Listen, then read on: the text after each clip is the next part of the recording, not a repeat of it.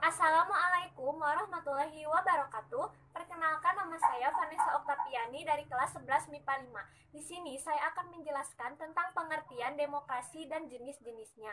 Yang pertama, pengertian demokrasi. Secara bahasa, kata demokrasi berasal dari bahasa Yunani, yaitu demos dan kratos. Demos berarti rakyat dan kratos berarti kekuasaan.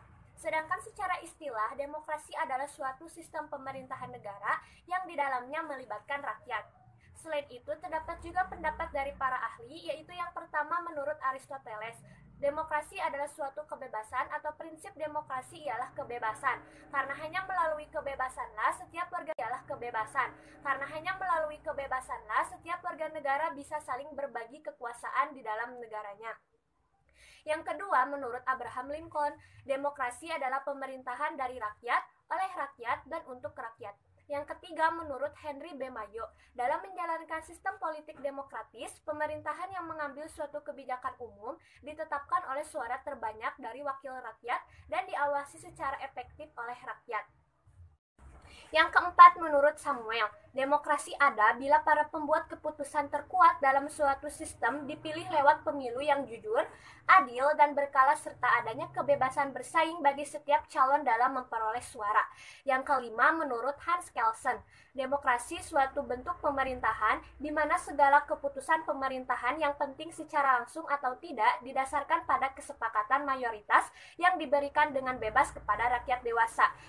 Yang keenam, menurut C.F. Strong, demokrasi adalah sistem pemerintahan yang mayoritas anggota dewan dan masyarakat yang turut ikut dalam politik berdasarkan sistem perwakilan yang menjamin pemerintah untuk dapat mempertanggungjawabkan segala tindakan pada mayoritas tersebut. Yang kedua, jenis-jenis demokrasi. Kesatu, demokrasi berdasarkan penyaluran kehendak rakyat, yaitu pertama, demokrasi langsung. Pada sistem demokrasi ini, setiap warga negara terlibat langsung dan aktif dalam pengambilan keputusan pemerintahan. Yang kedua, demokrasi tidak langsung.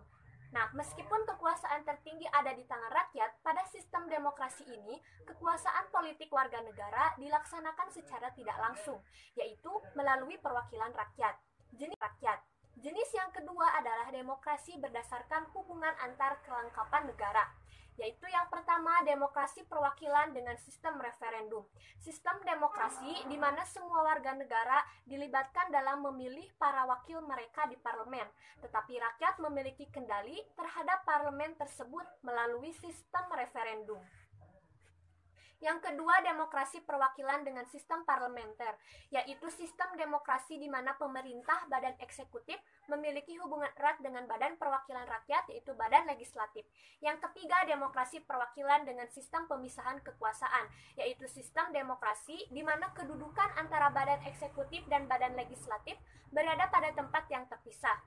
Yang keempat, demokrasi perwakilan dengan sistem referendum dan inisiatif rakyat, yaitu sistem demokrasi yang menggabungkan sistem demokrasi perwakilan dengan sistem demokrasi secara langsung. Yang ketiga, jenis demokrasi berdasarkan prinsip ideologi, yaitu yang pertama, demokrasi liberal, yaitu sistem demokrasi yang menjunjung tinggi hak individu setiap warga negara dan memberikan kebebasan setiap orang dalam menyampaikan pendapatnya.